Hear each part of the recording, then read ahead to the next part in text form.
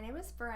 If you are brand new here, welcome to my channel. I'm so excited for this video today. So what is all this? What are these? What is it doing here? And what is this video about today? I want to start off by saying I always used to be one of those people that wanted to journal. I would hear about people journaling and I'd be like, one day I'm gonna do that, and I should, and I really want to, but when do I have the time? or, what do I actually do when I sit down to journal? And up until I was 25 years old, that was pretty much my story. I have an old journal that, there is one more journal that I don't have here. It's from when I was like 10 years old. When I was younger, I used to journal. And when I got older, I always wanted to journal, but I never made it a priority. And the last 5 years, I've been journaling regularly. These are my journals. I have 7 of them in 5 years. And I made an online course called Journaling as Sacred Svadhyaya. So if you're just tuning into me, my name is Britt. I'm a self-study entrepreneur. And what that means is that I love to come to know myself more fully. And I also have a business where I help other people come to know themselves more fully. So I have this online course series called the Sacred Self series. The first one, you create a sacred space, places to do the deep self-study work. The second one is Candle of Presence, grounding into devotion, where we release creative blocks, release artistic blocks, and meditate on a really deep intention, cultivate resonant symbolism for you, and carve the symbolism into the candle, which we then paint. And it's a really sweet process. I use my lit candle anytime I'm sitting down to journal because it's a really devotional gesture for me to catalog my self story, is what I call it. And now that I've been journaling for 5 years, I am so passionate about it. And I'm passionate about opening up conversation with people who are on the fence and feel like journaling is something that could be really good for them, but don't do it for whatever reason. I feel like a lot of people have a narrative around journaling when you talk about it that it's like, oh, I should, or I want to, or oh, I've always wanted to, or something like this. But then the question actually is, okay, well, what is it why aren't you doing it? I feel like we do this to ourselves in so many ways in our life where we actually really desire something, but we always have some sort of excuse that gets in the way of us actually taking initiative and taking action in our own lives and doing something that we feel proud of, that we really always wanted, and that feels good for us. So that's what I wanted to do today. I wanted to take you through my journals, and I went onto Instagram. If you don't already follow me on Instagram, make sure to go and do that there. But what I did is in my Instagram stories, I told everyone my intention for this video. I told them the journaling is Sacred Svadhyaya. That's a mouthful. I told them journaling as Sacred Svadhyaya is coming out in 1 week, and I'm going to make this video, so I want you to put into the questions box a number 1 through 7 and a number 1 through 10 so that we can go through this, order them in chronological order, pick up the journal that is listed by the number and flip through it and count, and then we're gonna see what's written on that page. So I'm excited. So this is my first one from 2015. This was at my yoga teacher training, and then I really enjoyed making this one. So I got another one of the same style. And then what comes next? This is my current journal now. This one, 2017, so this is probably the third. This is last summer, so this is near the end. This was right before that one. This is right after I got married, 2018. And then this one is 2018, but later in the year. This is right when my mom was going into treatment. And then this one, and then this one is my now journal that I have written down all the numbers. Okay, the reason that I want to do this before I get started is because now that I have 5 years of experience doing this practice, I have seen how pivotal and transformative it has been. I'm going to open these up and we're going to take a look at insights and internal processes and big epiphanies that I utilize my journal to relay the things that are going on in my mind. There's just a really special process that happens when you allow yourself to just write the things that you're thinking about, because it's not often talked about how seldom we actually communicate the things that are running through our mind, the things that we might not have a language for yet, things like emotions, emotional wellness, deep fears, all the things that kind of hang out in our subconscious realm, thought processes. It's like we don't communicate our thought processes very clearly, and journaling is such a beautiful way of capturing those internal processes. Okay.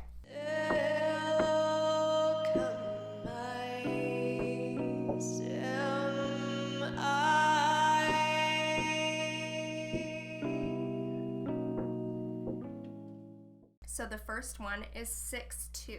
1, 2, 3, 4, 5, 6, and count 2 seconds. And I've never actually gone into my journals and just like looked at something without a specific purpose.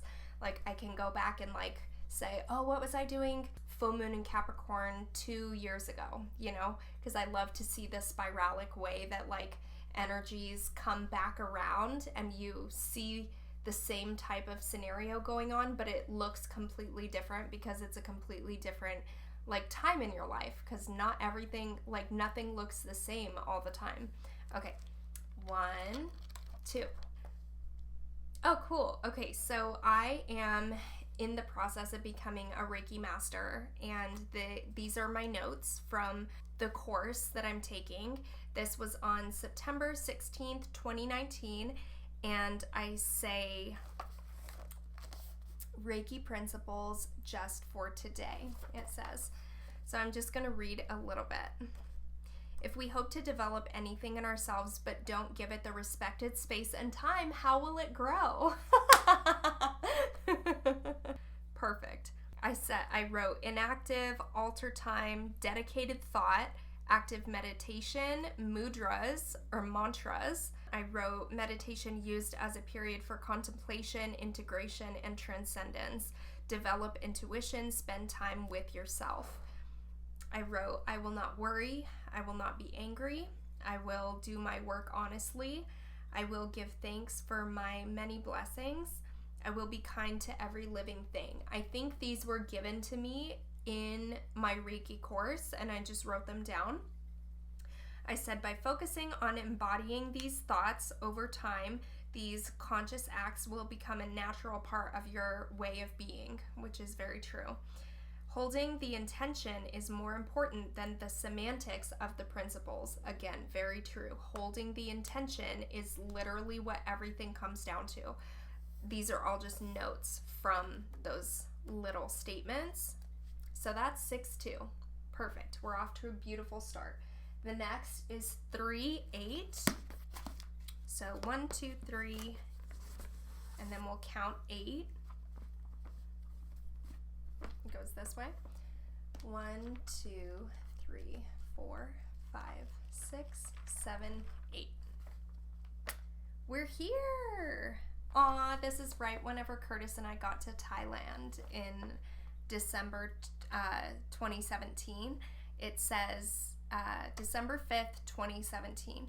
We're here like a day later, no major hiccups. The bungalow is so cute and cool and quaint. It was like we were in Tonsai, which is like an island just south of Thailand. You walk up these steps and it's just this bed covered with a mosquito net, and that was it. And then you go down some stairs to the bathroom, and the bathroom was open. It was an open air bath. Thailand, it has like so many critters. So we would go into the bathroom and we would have like spiders and frogs and scorpions and all sorts of stuff all over the place.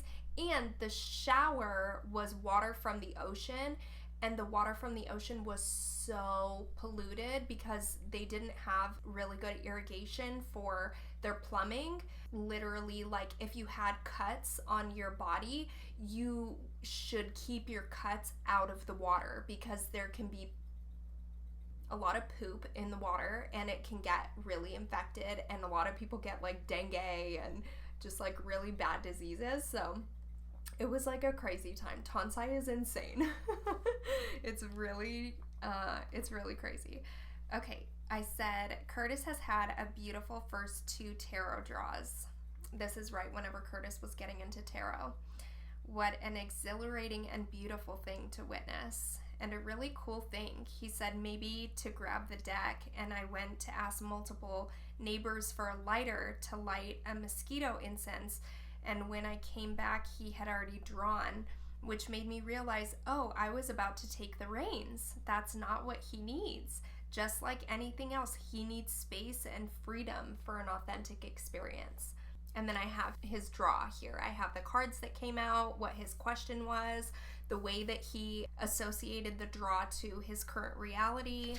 And then this other one I said gratitude, humility, how small I am. Oh, gratitude, humility, how small I am for all to see.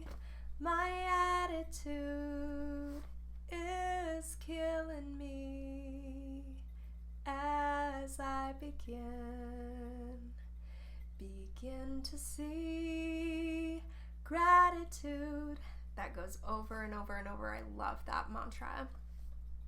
What are some recurring negative feelings that I wish to eradicate? I wrote this on the other page. And then I drew this little container. I said a container of crappy self-induced suffering.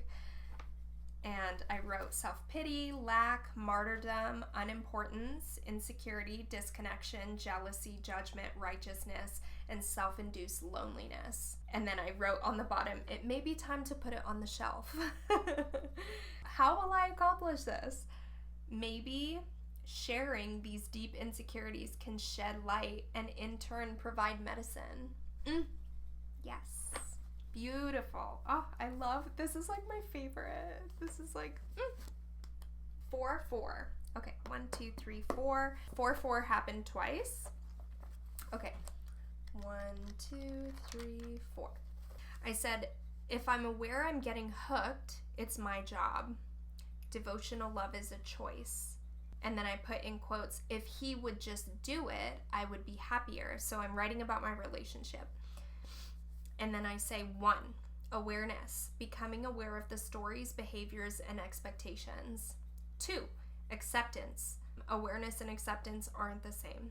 Understanding the role that we play. And then 3 says action, do something. Small steps in the direction that I desire. If we can't dream together, what are we doing? Continuously choosing to relate to one another and the relationship. As I expand, I want to start bringing this elevated consciousness to our lives. His past or childhood was so different than mine, and I believe that he has potential, but I feel like he doesn't have the tools, and I don't know how to help him. And then, what is this? The 7 C's. Touch on counseling. I think I wrote this, these 7 C's. Connect, which is relationship foundation. Community is having friends, sisterhood, mediators, and counselors. Compassion, having compassion for their story. Communication is speaking my truth. How was your day? Handle with care in communication. Courage, have any ideas? ? How to best serve our relationship. Change, the changes we invite to the relationship. Creative, remembering and connecting with the fun that we have together, discovering what we could experience together and share. Love him for who he is. I have control issues. A false paradigm of abandonment that I'm trying to eradicate. So this is awesome because utilizing journaling for things like relationships is amazing, because a lot of times we just want to talk to our significant other about this stuff. We can only communicate so much before we're like really not seeing where the other person is coming from, and we just want to get our point across really badly. And sometimes just journaling it out and really like letting this be the place that you really communicate your emotions, your fears, your doubts, your triggers. It's not that you need to communicate them outward 100% of the time. Sometimes just sitting and reflecting on what's going on inside of you and acknowledging all that and sitting with it is the perfect thing to do, because it's natural to have issues and have challenge in your relationship. It's actually very healthy to have conflict. Conflict comes up in a relationship, and if your relationship doesn't have conflict ever, you know, you might just be kind of bypassing some stuff. It's natural to have stuff go on in your relationship. It's natural to have doubts. It's natural to have fears. And I'm happy that something about our relationship came up, because there's a lot about our relationship in these journals. And it is so helpful for me to just acknowledge that. Okay, 2, 9. 1, 2. The next 3 are all in this journal. So this is my second one. 1, 2, 3, 4, 5, 6, 7, 8, 9. Okay, these are numerology reports from friends. I have my ex-roommate Clay, who used to live in that room, and then I have his expression or destiny number, his life path number, and the other roommate that was living in there before Clay, Ryan, and I have his expression and destiny number and his life path number. So stuff like numerology and astrology notes, chakra notes can be taken in here. So that's 2, 9. Now I'm going to go back to the beginning, 2, 2. This is from a yoga workshop, and we're talking about the Yoga Sutras. Yoga is Chitta, Vritti, Nirodha. Chitta in Sanskrit is mind. Vritti is function or your activities, like your mind space. And Nirodha is your directed or channeled focus. Vritti, there is correct perception, incorrect perception, imagination, deep sleep, and memory. I think this is from my RPYT, which is my registered prenatal yoga teacher training that I went to. So I wrote, yoga is focused attention. And 1, 3, like in Yoga Sutras, it's like the section and then the parable. So it's almost like the Bible has books, chapters, and scriptures. The Yoga Sutras is sections and parable number. So 1, 3 is, so then I wrote notes under each of those things. Clear perception is being connected with or knowing and acting from the authentic self. Oh, the lens that you view the world through gets tainted or influenced, scratched, or colored. We have things that distort our reality. Beware, or be aware. Yoga is a cleaning process. Oh, okay, so the foundational principles of the Yoga Sutras were each pure brilliance. They can get dusted, covering your inner shine, blocked, scrubbing the gunk. We use these practices to polish ourselves and return back to our authentic self. Focus the mind, connect with the self. Beautiful. That is, let's see if I have the date. The last date that I wrote is July 18th, which is just in a couple days. So this would be 2016. Okay. Then 2, 7. Okay, so 1, 2, 3, 4, 5, 6, 7. Sherry Goldstein, 45-minute. Okay, so Sherry Goldstein is a woman out here who owns, she doesn't own it anymore. I think it's sold. There's a place called Yoga Sanctuary. I was going to teach at Yoga Sanctuary, and I had to come in and do a practice class with Sherry Goldstein, who is the founder. And I have the whole yoga class that I taught her here. And then 8, 8. And I only have 7 journals, so that's going to be this one. So this is the last one that I'm going to do. 1, 2, 3, 4, 5, 6, 7, 8. I knew this was going to come up. I'm a personal transformation coach, and this is one of my clients' pages. So, well, I won't show it. Whenever I have a session with someone, I sit with my notebook and I write down a lot of what they're saying, a lot of stuff that's coming up for them. And the reason that I take notes on my personal transformation coaching sessions is because every season, so every 4 months or halfway between our session package or whatever, I will make a seasonal summary for my clients where I send them summaries of each of their sessions so that they can see how far they've come, so that they can see recurring patterns for themselves, so that they can see and acknowledge like all the work that they've done, that we've done together. So this is one of my clients.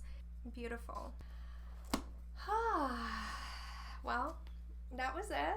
I hope that this provided some insight for you. If you have questions, let me know. If you want to keep updated on the course, sign up for my weekly wake up so that you can get your updates on upcoming events and upcoming courses, upcoming workshops that I have going on. I have a lot in the works for the future, and I'm really excited to have gotten on and done this with you. So thank you so much for sitting with me today. Make sure to subscribe, make sure to like this video if you did like it, and I will see you soon in my next video. Bye!